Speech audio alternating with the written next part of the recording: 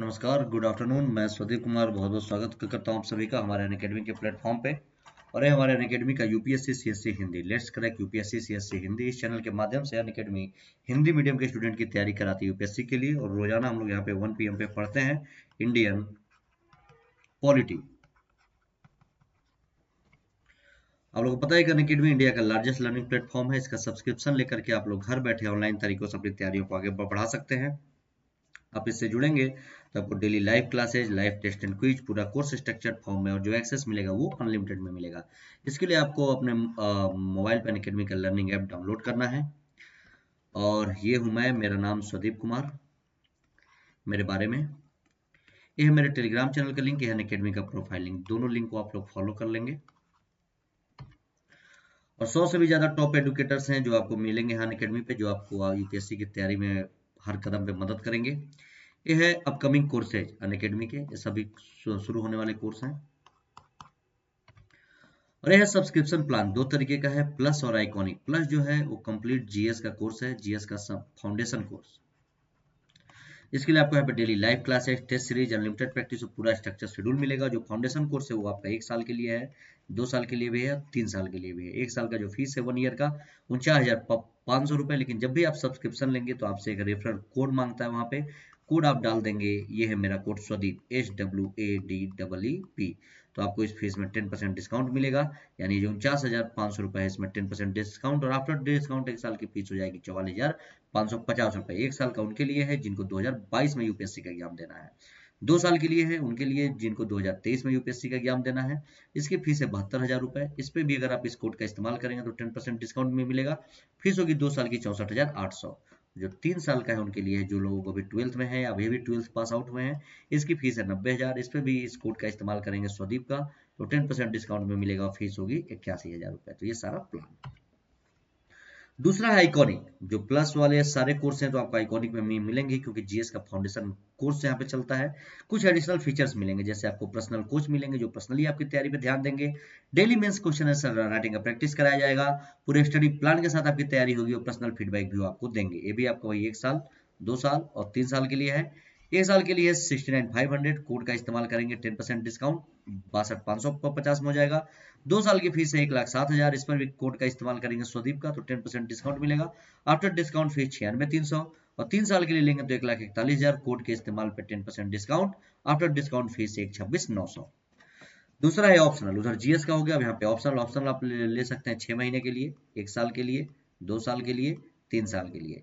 6 महीने के ऑप्शनल की फीस है 22,500 रुपये, 1 साल का 27,500, 2 साल का 40,000 और 3 साल का 50,000। इन सारे फीस पे आपको 10% डिस्काउंट मिलेगा। आप जिस ईयर का कोर्स लेना चाहें, अगर आप इस कोड का इस्तेमाल करेंगे तो जो रेफरल कोड मांगता है वहाँ पे डालेंगे स्वदीप, SWADEEP, तो 10% डिस्काउंट होगा। और 6 महीने की फीस आफ्टर डिस्काउंट आपकी हो जाएगी 20,250।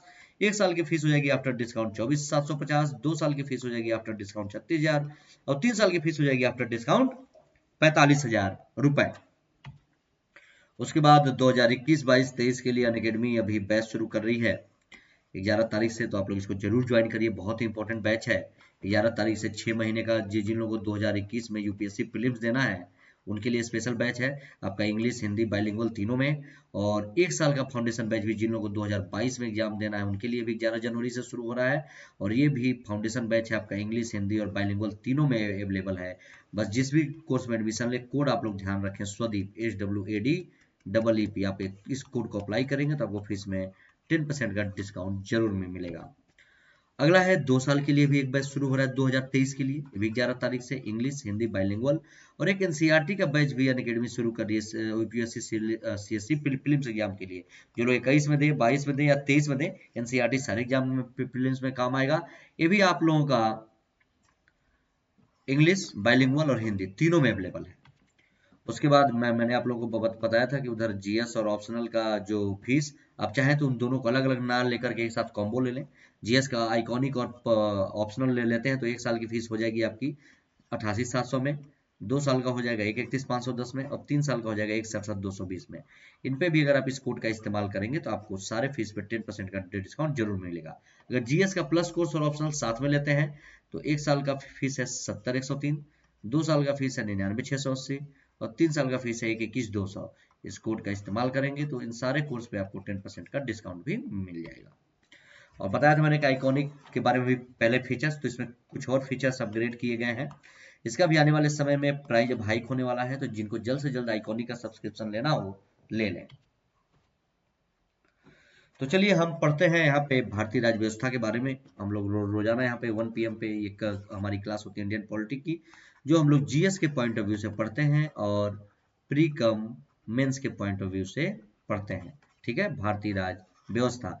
और इसमें हम लोग पढ़ रहे हैं संसद के बारे में 3 क्लासेज हो चुकी हैं और चौथी क्लास इस है संसद की। आज हम लोग इसमें देखेंगे संसद में विधायी प्रक्रिया के बारे में। संसद में विधायी प्रक्रिया क्या है, कानूनी प्रक्रिया क्या क्या होती है संसद में, ये सारी चीजें हम लोग देखेंगे एक एक करके क्या क्या चीजें हैं। चलिए हम लोग शुरू करते हैं। आसान शब्दों में प्री और मेंस के पॉइंट ऑफ व्यू से लिखा हुआ है, ध्यान से पढ़ते चलेंगे, सारी चीजें आप लोगों को क्लियर होती चलेंगी। ठीक है, देखिए क्या कह रहा है। संसद में विधायी प्रक्रिया क्या होती है, ध्यान से पढ़िए, बहुत ही आसान शब्दों में लिखा है, ध्यान से पढ़ते चलेंगे, समझते चलेंगे, सारी चीजें क्लियर होंगी। विधायी प्रक्रिया संसद के दोनों सदनों में संपन्न होती है। ठीक है, क्या कह रहा है, संसद के दोनों सदनों में विधायी प्रक्रिया संपन्न होती है और प्रत्येक सदन में हर विधेयक समान चरणों के माध्यम से ही पारित होता है। जो संसद के दोनों सदन है, चाहे वो लोकसभा हो या राज्यसभा हो, इन दोनों में विधायी प्रक्रिया संपन्न होती है और प्रत्येक सदन में हर विधेयक समान चरणों के माध्यम से पारित होता है। क्या है प्रोसेस, कैसे, हम लोग देखेंगे आगे एक एक करके। और संसद में पेश होने वाले जो विधेयक हैं वो 2 तरह के विधेयक पेश होते हैं। पहला होता है एक सरकारी विधेयक और दूसरा होता है गैर सरकारी विधेयक। इन्हें क्रमशः सरकारी विधेयक एवं गैर सरकारी सदस्यों का भी विधेयक कहा जा सकता है। ये जो सरकारी विधेयक या गैर सरकारी विधेयक है, इनको हम लोग सरकारी या गैर सरकारी सदस्यों का भी विधेयक कह सकते हैं।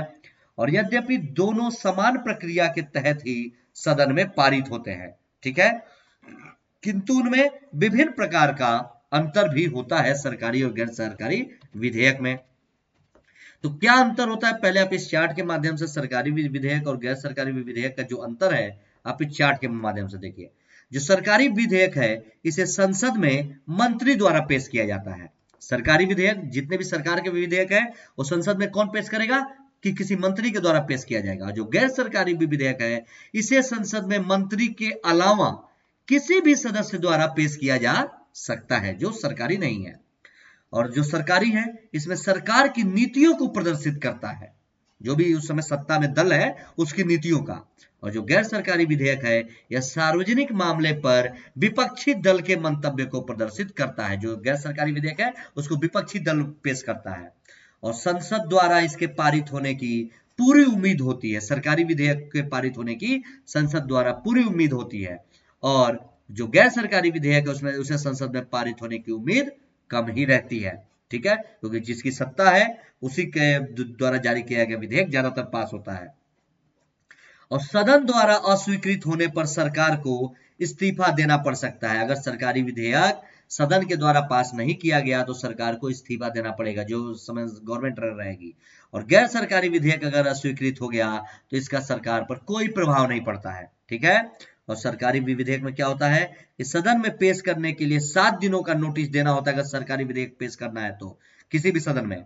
और इसे सदन में पेश करने के लिए, ऐसे प्रस्ताव के लिए 1 माह का नोटिस चाहिए होता है। सरकारी विधेयक को पेश करने के लिए 7 दिन पहले नोटिस देना होगा सदन में और गैर सरकारी विधेयक पेश करने के लिए सदन में 1 महीने पूर्व का नोटिस देना होगा। और इससे संबंधित विभाग द्वारा, यानी सरकारी विधेयक के लिए कह रहा है कि इसे संबंधित विभाग द्वारा विधि विभाग के परामर्श से ही पेश किया जाता है। ठीक है, और इसका निर्माण संबंधित सदस्य की जिम्मेदारी होती है गैर सरकारी विधेयक का। तो ये सरकारी विधेयक और गैर सरकारी विधेयक में एक बेसिक डिफरेंस है, ये आप लोग जरूर यहाँ पे ध्यान रखेंगे। अब क्या कह रहा है ये देखिए, जो संसद में प्रस्तुत विधेयक होते हैं, जो भी विधेयक संसद में प्रस्तुत किए जाते हैं वो 4 श्रेणी के विधेयक होते हैं। इनको 4 श्रेणियों में वर्गीकृत किया गया है। कौन कौन सा, पहला है साधारण विधेयक, दूसरा है धन विधेयक, तीसरा है वित्त विधेयक और चौथा है संविधान संशोधन विधेयक। जो साधारण विधेयक होता है उसमें क्या होता है, साधारण विधेयक में वित्तीय विषयों के अलावा यानी फिनांस के अलावा अन्य सभी विषयों से संबंध विधेयक को साधारण विधेयक कहते हैं। जिन विधेयक में वित्त से संबंधित, फिनांस से संबंधित, धन से संबंधित जो बात नहीं होगी, उसके बाद सारे बातों को हम वहां पे साधारण विधेयक के द्वारा ही सदन में पेश किया जाता है। धन विधेयक में क्या होता है? धन विधेयक में वे विधेयक होते हैं जिनमें वित्तीय विषयों जैसे कर का कहीं पे करारोपण करना है, लोक व्यय इत्यादि से संबंधित जो भी मुद्दे होते हैं वो किए जाते हैं धन विधेयक में। और एक वित्त विधेयक भी होता है। वित्त विधेयक भी वित्तीय विषयों से ही संबंधित होते हैं, परंतु ये धन विधेयकों से भिन्न होते हैं। आगे हम लोग देखेंगे धन विधेयक वित्त विधेयक से कैसे भिन्न है, आगे हम लोग पढ़ेंगे। और संविधान संशोधन विधेयक, ये विधेयक संविधान के उपबंधों में संशोधन से संबंधित, यानी कोई भी संविधान का जो हमारा कानून नियम बना हुआ है उसमें अगर किसी प्रकार का संशोधन करना है तो संविधान संशोधन विधेयक के द्वारा जाएगा। ध्यान में रखेंगे 4 प्रकार के विधेयक होते हैं। और संविधान में सभी चारों प्रकार के विधेयकों के संबंध में अलग अलग प्रकार की प्रक्रिया भी विहित की गई है। जो चारों प्रकार के विधेयक हैं इनकी अलग अलग प्रक्रियाएं हैं, अभी आगे हम लोग देखेंगे। यहाँ साधारण वित्त एवं धन विधेयक से संबंधित प्रक्रिया का वर्णन किया जा रहा है। और संविधान संशोधन विधेयक आगे हम लोग पढ़ेंगे। इसका अभी आगे से संविधान संशोधन के नाम से चर्चा आगे एक चैप्टर में किया गया है, तो उसमें आगे हम लोग ध्यान से पढ़ेंगे अलग से। अभी आज हम लोग 3 के बारे में देखेंगे, क्योंकि जो संविधान संशोधन विधेयक है उसका एक अलग से ही टॉपिक है संविधान संशोधन का, उसके में जब पढ़ेंगे तब क्लियर होगा। अब देखिए साधारण विधेयक के बारे में पढ़िए। क्या होता है साधारण विधेयक? कि प्रत्येक साधारण विधेयक सांविधिक पुस्तक में स्थान पाने से पूर्व संसद में निम्न 5 चरणों से गुजरता है। अगर कोई भी साधारण विधेयक है, अगर उसको संसद में या जो हमारे संविधान में अगर उसको स्थान मिलेगा तो उसके पहले 5 चरण होते हैं, वो संसद में 5 चरणों से गुजरेगा, उसके बाद ही ये विधेयक पास होता है। कैसे, ये देखिए। पहला है जो चरण, उसको प्रथम पाठन कहते हैं। प्रथम पाठन में क्या होता है? साधारण विधेयक संसद के किसी सदन में प्रस्तुत किया जा सकता है, चाहे वो लोकसभा हो या राज्यसभा हो। साधारण विधेयक इन दोनों में से किसी में भी पहले प्रस्तुत किया जाएगा। और यह विधेयक मंत्री या सदस्य किसी के द्वारा भी प्रस्तुत किया जा सकता है। ध्यान से पढ़ेंगे। साधारण विधेयक संसद के किसी भी सदन में पहले पेश किया जा सकता है, और यह जो विधेयक है वह मंत्री या जो भी संसद के सदस्य हैं वो किसी के द्वारा भी प्रस्तुत किया जा सकता है। जब कोई सदन सदस्य में यह विधेयक प्रस्तुत करना चाहता है तो उसे पहले सदन को इसकी अग्रिम सूचना भेजनी पड़ती है। और कोई भी अगर संसद का सदस्य है या जो भी अगर लोकसभा के संसद के किसी भी सदन में, राज्यसभा हो या लोकसभा हो, अगर ये विधेयक प्रस्तुत करेगा तो उसे सबसे पहले सदन में इसकी अग्रिम सूचना भेजनी पड़ेगी, इसके बाद ही वो कर सकता है प्रस्तुत। और जब सदन इस विधेयक को प्रस्तुत करने की अनुमति दे देता है तो प्रस्तुतकर्ता इस विधेयक का शीर्षक एवं इसका उद्देश्य फिर सदन में बताता है। ठीक है, 5 चरण है। तो ये पहला था जो प्रथम चरण, अभी वही हम लोग पढ़ रहे हैं, जिसमें प्रथम पाठन होता है। क्या है, ध्यान से पढ़िए। इस चरण में विधेयक पर किसी प्रकार की चर्चा नहीं होती है, जो पाठन वाला है। बाद में इस विधेयक को भारत के राजपत्र में प्रकाशित किया जाता है, और यदि विधेयक प्रस्तुत करने से पहले ही राजपत्र में प्रकाशित हो जाए तो विधेयक के संबंध में सदन की अनुमति फिर आवश्यक नहीं होती है।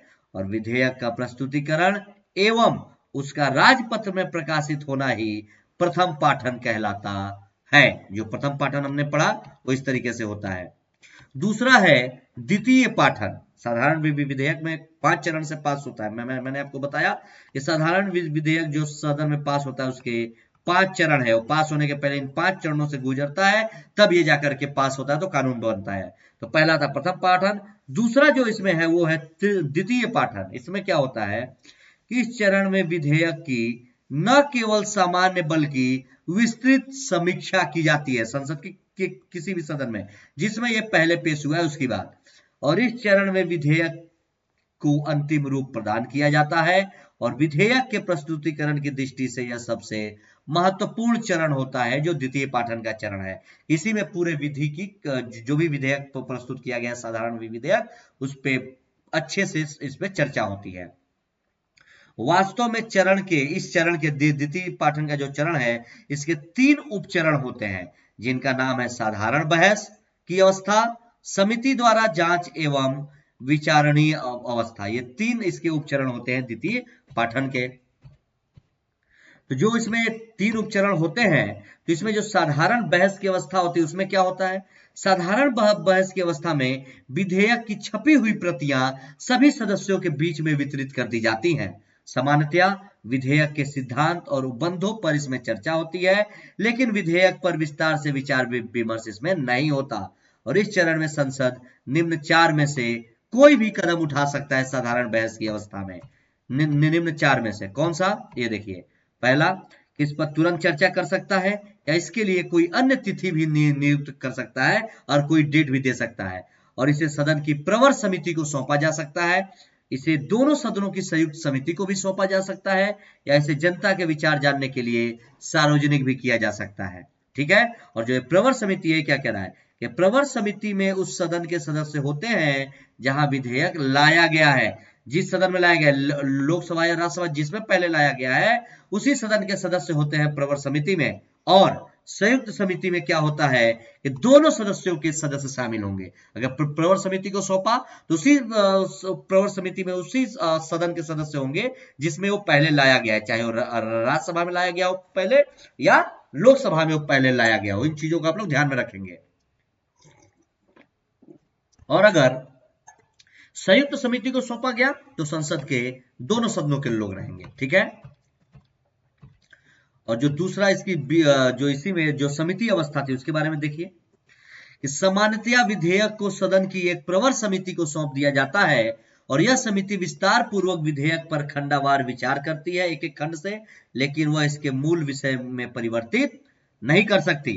और समीक्षा एवं परिचर्चा के उपरांत समिति विधेयक को वापस सदन को सौंप देगी। जो भी जिन लोगों की समिति रहेगी उस सदन के, वो लोग फिर उस सदन में वापस सौंप देंगे चर्चा करने के बाद। जो सी है विचार विमर्श की अवस्था, इस पे क्या होगा विचार विमर्श की अवस्था में कि प्रवर समिति से विधेयक प्राप्त होने के उपरांत सदन द्वारा भी विधेयक के समस्त उपबंधों की समीक्षा की जाएगी अच्छे से, और विधेयक के प्रत्येक उपबंध पर भी खंडवार चर्चा, टॉपिक बाय टॉपिक चर्चा और मतदान भी होता है। और इस अवस्था में सदन संशोधन भी प्रस्तुत कर सकते हैं, और यदि संशोधन स्वीकार हो जाते हैं तो वे विधेयक का हिस्सा बन जाते हैं। सारे पॉइंट को आप लोग ध्यान में रखेंगे। और देखिए जो तीसरा है, क्योंकि साधारण विधेयक पास होने के मैंने 5 चरण आपको बताए थे, तो अभी हम लोग दूसरा चरण पढ़ रहे थे। अब ये तीसरा चरण है तृतीय पाठन। इसमें क्या होता है ये देखिए। इस चरण में केवल विधेयक को स्वीकार या अस्वीकार करने के संबंध में चर्चा होती है। जब 2 चर्चाओं से गुजर गया 2 चरण से, तो जो तीसरा चरण है इसमें फिर विधेयक को स्वीकार किया जाए या स्वीकार नहीं किया जाए, इसी संबंध पर चर्चा होगी, तथा विधेयक में कोई भी संशोधन नहीं किया जाएगा। और यदि सदन द्वारा बहुमत से पारित कर दिया जाता है तो ये विधेयक फिर पारित हो जाता है। और इसके उपरांत उस सदन के जो पीठासीन अधिकारी हैं उनके द्वारा विधेयक पर विचार एवं स्वीकृति के लिए दूसरे सदन में भेजा जाएगा, और दोनों सदनों द्वारा पारित होने के उपरांत इसे फिर संसद द्वारा पारित समझा जाएगा। मतलब अगर पहले लोकसभा में गया, यहां से पारित हो गया, तो लोकसभा अध्यक्ष राज्यसभा के सभापति के पास भेजेगा, और दोनों से जब पास हो जाएगा तब इसे संसद द्वारा पारित समझा जाएगा। और चौथा जो चरण है, इसमें जो चौथा चरण होता है, फिर विधेयक को दूसरे सदन में भेजा जाता है। तो एक सदन से पारित होने के उपरांत दूसरे सदन में भी विधेयक का प्रथम, द्वितीय और तृतीय पाठन सेम प्रोसेस होता है। और इस संबंध में दूसरे सदन के समक्ष निम्न 4 विकल्प होते हैं। जब प्रथम, द्वितीय, तृतीय पाठन होगा तो इन संबंधों में 4 विकल्प हैं दूसरे सदन के पास जब जाएगा पहले से पास होके, तो कि यह विधेयक को उसी रूप में पारित कर प्रथम सदन को भेज सकता है बिना संशोधन के, अगर दूसरा सदन चाहे तो, या यह विधेयक को संशोधन के साथ पारित करके प्रथम सदन को पुनः विचार के लिए भेजेगा, या यह विधेयक को अस्वीकार भी कर सकता है, या यह विधेयक पर किसी प्रकार की कार्रवाई न करके उसे लंबित कर सकता है, उसे ठंडे बस्ते में डाल देगा, या ठंडे बस्ते में नहीं, देर के लिए लंबित कर देगा, कार्रवाई आगे बढ़ेगी, मतलब पेंडिंग हो जाएगा। और क्या कह रहा है इसी में कि यदि दूसरा सदन किसी प्रकार के संशोधन के साथ विधेयक को पारित कर देता है या प्रथम सदन उन संशोधनों को स्वीकार कर लेता है तो विधेयक दोनों सदनों द्वारा पारित समझा जाता है तथा इसे राष्ट्रपति की स्वीकृति के लिए फिर भेज दिया जाता है अगर दोनों से पारित हो गया तो। और दूसरी ओर यदि द्वितीय सदन द्वारा किए गए संशोधन को प्रथम सदन अगर अस्वीकार कर दिया तो द्वितीय सदन विधेयक को पूर्ण रूपेण अस्वीकृत कर देता है, या द्वितीय सदन 6 मास तक कोई कार्रवाई नहीं करता तो इसमें फिर गतिरोध की स्थिति आ जाती है। तो ये प्रोसेस है साधारण विधेयक का। अब इसका जो पांचवा चरण है, पांचवें चरण में होता है कि इसे राष्ट्रपति के पास भेजा जाता है स्वीकृति के लिए, अगर दोनों सदनों से पास हो गया तो। संसद के दोनों सदनों द्वारा अगर विधेयक पारित हो गया तो राष्ट्रपति की स्वीकृति के लिए भेजा जाता है। इस समय राष्ट्रपति के समक्ष 3 प्रकार के विकल्प होते हैं कि वह विधेयक को या तो स्वीकृति दे सकता है, या वह स्वीकृति देने हेतु विधेयक को रोक सकता है पेंडिंग की बाद में, या वह पुनर्विचार हेतु विधेयक को सदन में वापस भी लौटा सकता है। तो ये राष्ट्रपति के पास से पास करने के 3 चीजें होती हैं। और यदि फिर राष्ट्रपति जो है विधेयक को स्वीकृति दे देता है तो यह अधिनियम बन जाएगा, किंतु यदि राष्ट्रपति इसे अस्वीकार कर देता है तो यह निरस्त या समाप्त हो जाएगा। और यदि राष्ट्रपति विधेयक को पुनः विचार हेतु सदन में वापस भेजता है और सदन जो है वो संशोधन के बिना ही संशोधन की उसे राष्ट्रपति के पास दोबारा भेजता है तो राष्ट्रपति फिर इस पर सहमति करने के लिए बाध्य है, वो करेगा ही। और इस प्रकार राष्ट्रपति वास्तव में निलंबनकारी वीटो का ही प्रयोग कर सकता है। इस प्रकार ये सारे पॉइंट आप लोग ध्यान में रखेंगे। दूसरा है धन विधेयक। धन विधेयक के बारे में पढ़िए क्या कह रहा है कि संविधान के अनुच्छेद 110 में धन विधेयक की परिभाषा दी गई है। संविधान के अनुच्छेद 110 में धन विधेयक के बारे में, और इसके अनुसार कोई विधेयक तब धन विधेयक माना जाएगा जब उसमें निम्न वर्णित एक या अधिक से संबंध उपबंध होंगे। मतलब अनुच्छेद 110 में धन विधेयक की बात की गई है, और धन विधेयक, कोई भी विधेयक धन विधेयक तब माना जाएगा जब ये उसमें निम्नलिखित ये चीजें शामिल होंगी। क्या? ध्यान से पढ़िए। किसी कर का अधिरोपण, टैक्स लगाना, उसका उत्साधन करना, परिहार, परिवर्तन या विनियमन करना, तब वो धन विधेयक माना जाएगा।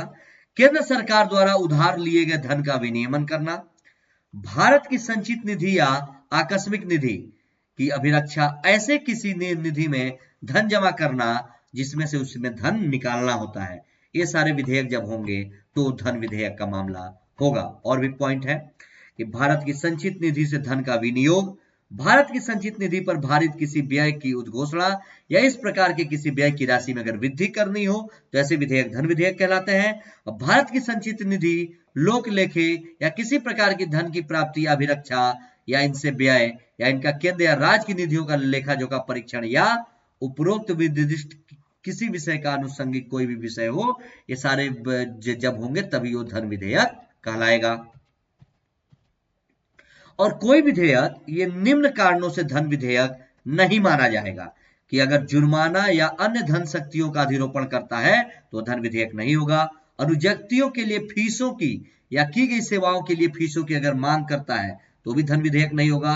किसी स्थानीय प्राधिकारी या निकाय द्वारा स्थानीय प्रयोजनों के लिए किसी कर के अधिरोपण, उत्साधन, परिहार, परिवर्तन या विनियमन का उपबंध अगर करता है तो ये भी धन विधेयक नहीं माना जाएगा। ठीक है। और देखिए धन विधेयक के बारे में क्या कह रहा है कि धन विधेयक के संबंध में लोकसभा के अध्यक्ष का निर्णय ही अंतिम निर्णय होता है। इसमें ये इंपॉर्टेंट है, ध्यान रखिएगा, धन भी विधेयक पास होगा किसी भी सदन में तो जो लोकसभा का अध्यक्ष का जो निर्णय होगा वही अंतिम निर्णय माना जाएगा, और उसके निर्णय को किसी न्यायालय, संसद या राष्ट्रपति के द्वारा चुनौती नहीं दी जा सकती अगर लोकसभा का अध्यक्ष धन विधेयक में कोई निर्णय दे दिया है तो। और जब धन विधेयक राज्यसभा एवं राष्ट्रपति के पास स्वीकृति हेतु जाता है तो लोकसभा अध्यक्ष इसे धन विधेयक के रूप में पृष्ठांकन करता है। और संविधान में संसद द्वारा धन विधेयक को पारित करने के संबंध में एक विशेष प्रक्रिया भी है। क्या कह रहा है कि धन विधेयक केवल लोकसभा में केवल राष्ट्रपति की सिफारिश से ही प्रस्तुत किया जाएगा। ये ध्यान में रखेंगे कि संसद के सदन में क्या होता है कि धन विधेयक को केवल लोकसभा में ही पेश किया जाता है, वो भी राष्ट्रपति के सिफारिश पर ही। और इस प्रकार के प्रत्येक विधेयक को सरकारी विधेयक माना जाता है तथा इसे केवल मंत्री ही प्रस्तुत करता है। ये सब जो होते हैं सरकारी विधेयक होते हैं, धन विधेयक टाइप, इसे मंत्री प्रस्तुत करेगा। ये ध्यान में रखेंगे। और जब ये ये ऐसा नहीं कि दोनों सदनों में से किसी में पेश होगा, जैसे साधारण विधेयक होता है वैसे नहीं, ये केवल लोकसभा में ही पेश होगा। और जब ये लोकसभा में ये पास हो जाएगा, पारित हो जाएगा, तब इसे राज्यसभा में भेजा जाएगा विचार के लिए, ठीक है। और राज्यसभा के पास धन विधेयक के संबंध में प्रतिबंधित शक्तियां हैं। यह धन विधेयक को अस्वीकृत या संशोधित नहीं कर सकती है, केवल विचार कर सकती है, लेकिन इस विधेयक को राज्यसभा क्या है कि ना तो अस्वीकृत कर सकती है, ना ही संशोधित कर सकती है, इस पे शक्तियां नहीं है उसके पास। यह केवल इस पर सिफारिश कर सकती है, ठीक है। और 14 दिन के भीतर इस पर स्वीकृति भी देनी होती है। अगर राज्यसभा में गया तो 14 दिन के भीतर स्वीकृति देगी, अन्यथा वह राज्यसभा द्वारा पारित समझा जाएगा। और लोकसभा के लिए यह आवश्यक नहीं होता कि वह राज्यसभा की जो भी राज्यसभा इसके लिए सिफारिश करेगी वो लोकसभा स्वीकार करे ही करे, ऐसा कोई बैन नहीं है, कोई पाबंदी नहीं है लोकसभा के लिए। यदि लोकसभा किसी प्रकार की सिफारिश को अगर मान भी लेती है तो फिर इस संशोधित विधेयक को दोनों सदनों के द्वारा संयुक्त रूप से पारित समझा जाएगा, ठीक है। और लेकिन यदि लोकसभा किसी प्रकार की सिफारिश को नहीं मानती है तो फिर इसे मूल रूप से दोनों सदनों द्वारा संयुक्त रूप से पारित समझा जाएगा। मान भी लेगी तो भी, नहीं मानेगी तो भी ये पारित हो जाएगा। और यदि राज्यसभा इस विधेयक को 14 दिन तक वापस नहीं करती तो वह दोनों सदनों द्वारा तब भी पारित समझा जाएगा। और धन विधेयक के संबंध में राज्यसभा की शक्ति काफी सीमित है। दूसरी ओर साधारण विधेयकों के मामले में दोनों सदनों को समान शक्ति अभी मैंने बताया था। और धन विधेयक के लिए शक्तियां केवल लोकसभा के पास है। और लोकसभा में भी राष्ट्रपति के सिफारिश पर ही कोई मंत्री पेश करेगा। यह सरकारी विधेयक है, धन विधेयक। और क्या कह रहा है, अंततः जब धन विधेयक को राष्ट्रपति को प्रस्तुत किया जाता है, जब दोनों सदन से पास हो गया, तो वह या तो इस पर अपनी स्वीकृति दे देता है या फिर इसे रोक कर रख सकता है, लेकिन वह किसी भी दशा में इसे पुनर्विचार के लिए वापस नहीं भेज सकता। या तो स्वीकृति दे देगा या तो उसे रोक कर रख लेगा, लेकिन वापस नहीं भेजेगा पुनर्विचार के लिए। सामान्यतया लोकसभा में प्रस्तुत करने के पहले जब राष्ट्रपति की सहमति ली जाती है तो यह माना जाता है कि राष्ट्रपति इससे सहमत है, इसलिए राष्ट्रपति की सहमति से जाता ही है लोकसभा में, और तथा वे इस पर सहमति भी देते हैं। और ये अभी हम लोग आगे देखेंगे, ये किताब का छप गया है जहां से मैं पढ़ा रहा हूँ। एक्चुअली ये लक्ष्मीकांत और एनसीईआरटी का मिक्सअप है, देखिए किसी किताब की लाइन है। अभी हम लोग आगे देखेंगे साधारण विधेयक और धन विधेयक में क्या तुलना की गई, आगे हम लोग पढ़ेंगे। अभी वित्त विधेयक के बारे में अब देखिए क्या कह रहा है। वित्त विधेयक, साधारण देखा हमने, धन देखा, वित्त विधेयक। साधारणतया वित्त विधेयक उस विधेयक को कहते हैं जो वित्तीय मामलों जैसे कि राजस्व या व्यय से संबंधित अगर कोई मामला है तो इसमें आगामी वित्तीय वर्ष में किसी नए प्रकार के कर लगाने या कर में संशोधन करने आदि से संबंधित विषय शामिल होते हैं वित्त विधेयक में। और वित्त विधेयक निम्न 3 प्रकार के होते हैं। एक होता है धन विधेयक जो अनुच्छेद 110 में होता है, दूसरा है वित्त विधेयक 1 जो अनुच्छेद 117(1) में है, तीसरा है वित्त विधेयक 2 जो अनुच्छेद 117(3) में है। तो और क्या कह रहा है वित्त विधेयक के बारे में कि इस वर्गीकरण के अनुसार सभी धन विधेयक वित्त विधेयक की श्रेणी में आते हैं। सभी धन विधेयक वित्त विधेयक होते हैं, लेकिन सभी वित्त विधेयक धन विधेयक नहीं होते, ये आप लोग हमेशा ध्यान में रखेंगे, ठीक है। सभी धन विधेयक वित्त विधेयक है, लेकिन सभी वित्त विधेयक धन विधेयक नहीं है, क्योंकि अभी हमने पीछे देखा वित्त विधेयक की 3 कैटेगरी, पहले में धन विधेयक, दूसरे में वित्त विधेयक 1 और तीसरे में वित्त विधेयक 2।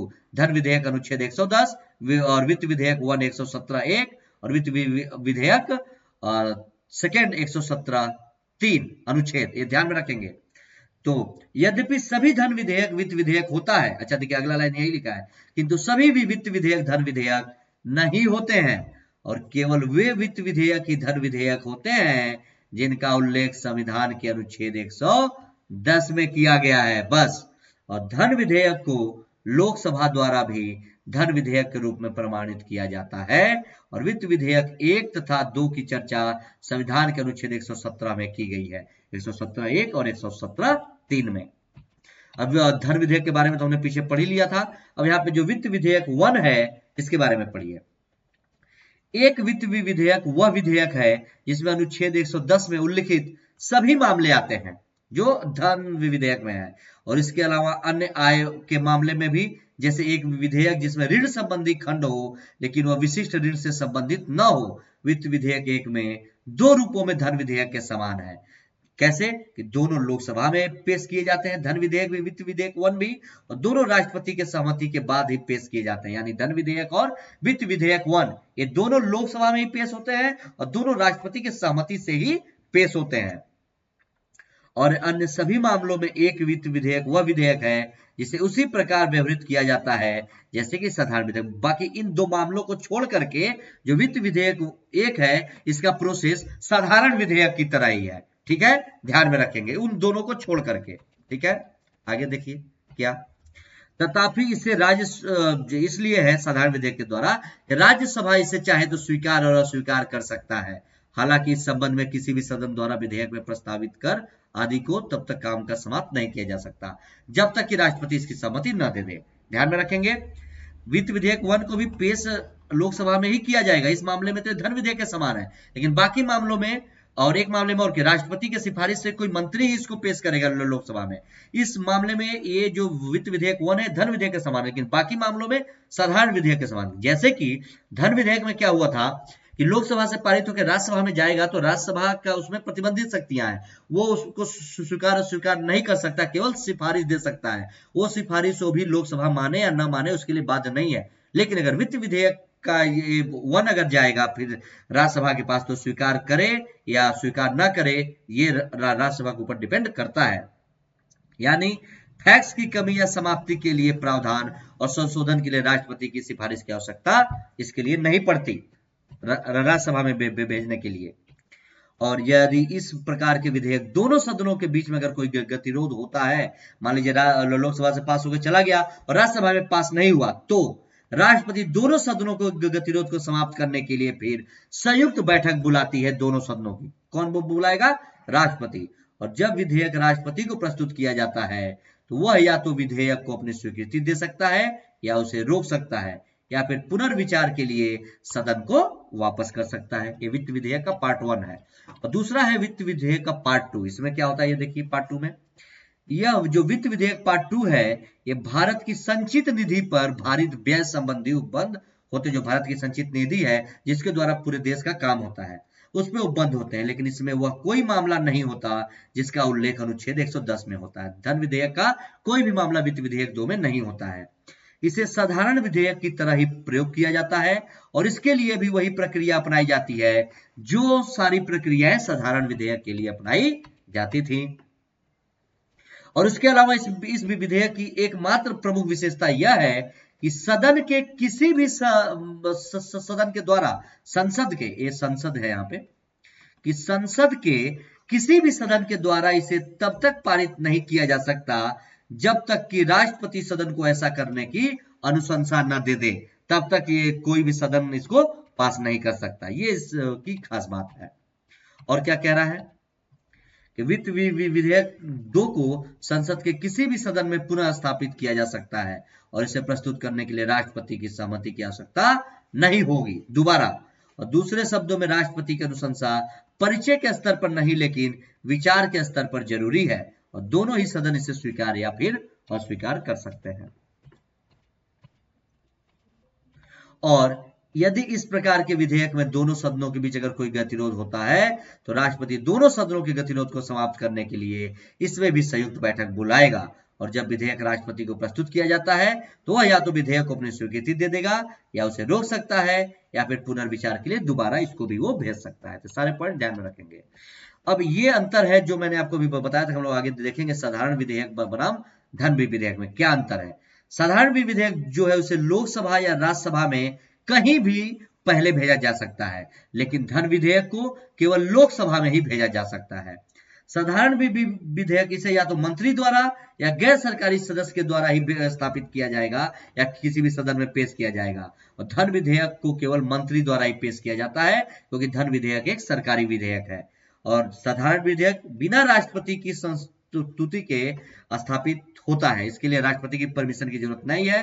लेकिन धन विधेयक राष्ट्रपति के संतुष्टि आज्ञा के द्वारा ही स्थापित होगा किसी भी सदन में, किसी भी सदन में नहीं, लोकसभा में। ठीक है।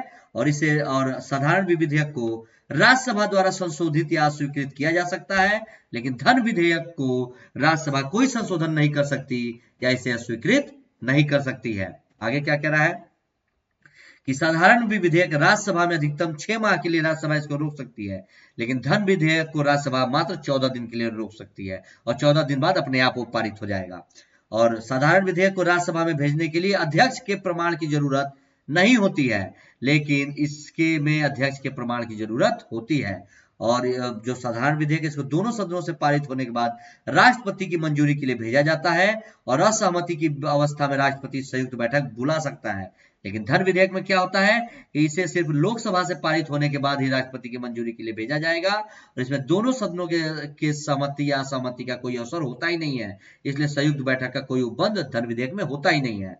और साधारण विधेयक में इसमें लोकसभा के अस्वीकृत होने पर सरकार को त्यागपत्र देना पड़ सकता है और यदि इसे मंत्री ने स्थापित किया है तो, और अगर जो धन विधेयक इसे लोकसभा में अस्वीकृत होने पर सरकार को त्यागपत्र देना पड़ेगा। ठीक है। और इस साधारण विधेयक की अस्वीकृति पारित कर राष्ट्रपति पर पुनर्विचार के लिए भेजा जा सकता है और धन विधेयक को अस्वीकृत कर या पारित किया जा सकता है, लेकिन राष्ट्रपति द्वारा पुनर्विचार के लिए धन विधेयक को सदनों को लौटाया नहीं जा सकता। तो ये अंतर जरूर ध्यान में रखेंगे। अब ये जो दोनों सदनों की जो संयुक्त बैठक होती है किसी भी विधेयक के लिए क्या होती है इसके बारे में पढ़िए कि किसी भी विधेयक पर गतिरोध की स्थिति में संविधान द्वारा संयुक्त बैठक की एक असाधारण व्यवस्था की गई है किसी भी विधेयक पर, और मतलब धन विधेयक को छोड़ के, और यह निम्नलिखित 3 में से किसी एक परिस्थिति में बुलाई जाती है जब एक सदन द्वारा विधेयक पारित कर दूसरे को भेजा जाता है। तो ये 3 है क्या? यदि विधेयक को दूसरे सदन के द्वारा अगर अस्वीकृत कर दिया गया है तब संयुक्त बैठक बुलाई जाती है दोनों सदनों की, यानी लोकसभा और राज्यसभा की। और यदि सदन विधेयक में किए गए संशोधनों को मानने से असहमत हो या दूसरे सदन बिना विधेयक को पास किए 6 महीने से ज्यादा समय हो जाए तो, और आप लोग को याद होगा दोनों सदनों की जो संयुक्त बैठक बुलाई जाती है लोकसभा राज्यसभा की, उसकी अध्यक्षता कौन करता है? प्रेसिडेंट। ध्यान में रखेंगे। और क्या कह रहा है कि उपरोक्त तीनों परिस्थितियों में विधेयक को निपटाने और इस पर चर्चा करने और मत देने के लिए राष्ट्रपति दोनों सदनों की बैठक बुला सकता है।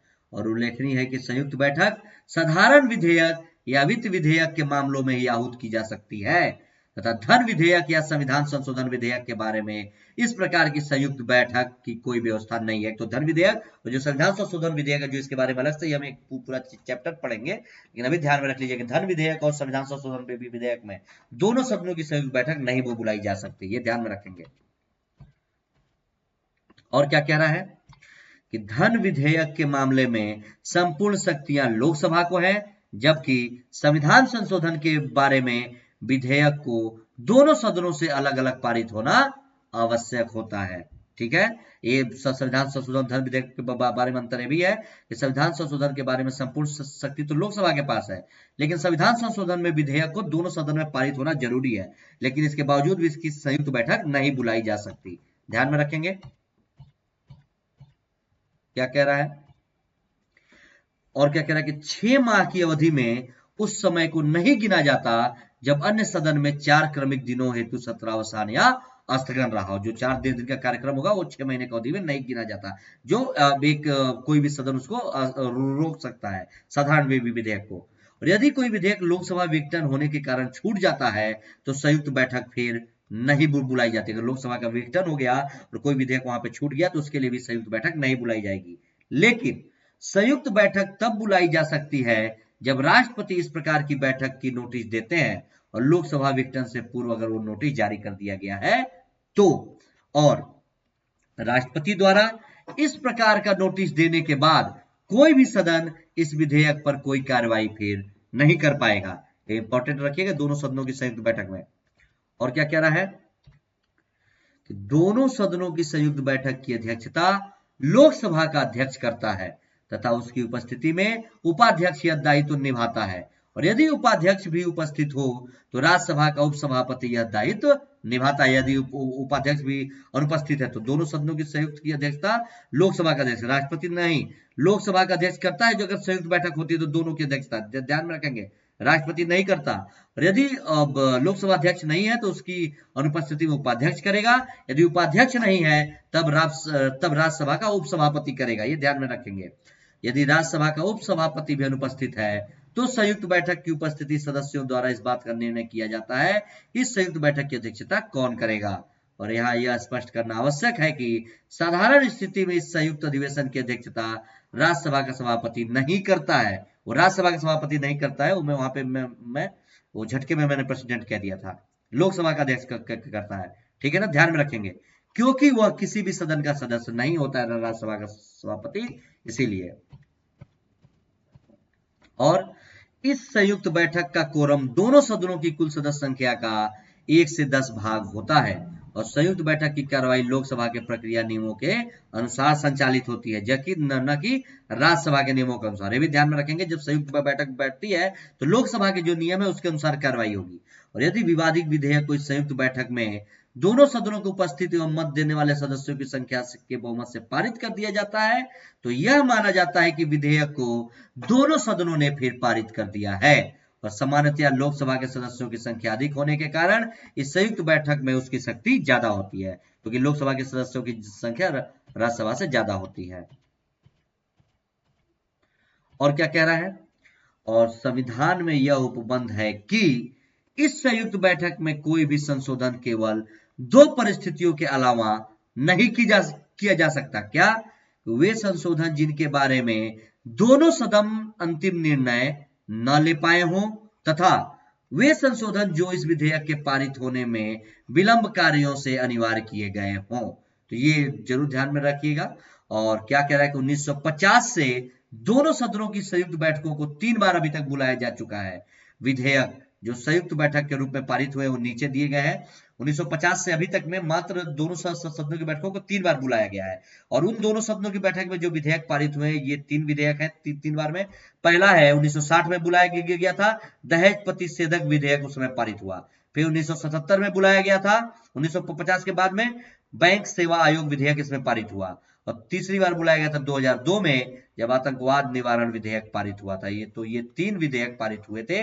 और 1950 के बाद से संयुक्त बैठक ये 3 बार ही हुई है। ये सारे पॉइंट्स को ध्यान में रखिएगा। तो आज ये जो संसद की विधायी शक्तियां थी, इसका टॉपिक आज समाप्त होता है। ये है मेरे टेलीग्राम चैनल का लिंक और यानी अकेडमी का प्रोफाइल लिंक, आप दोनों इनको फॉलो कर लेंगे। क्लास अच्छी लगी हो तो लाइक शेयर और सब्सक्राइब भी जरूर करेंगे। कल फिर हम लोग 1 बजे से अपने अगली क्लास में मिलेंगे संसद के बजट की शक्ति के बारे में, और भी क्या क्या संसद की कार्य शक्तियां हैं उनके बारे में डिटेल से पढ़ेंगे। ठीक है, तो चलिए तब तक के लिए धन्यवाद, नमस्कार।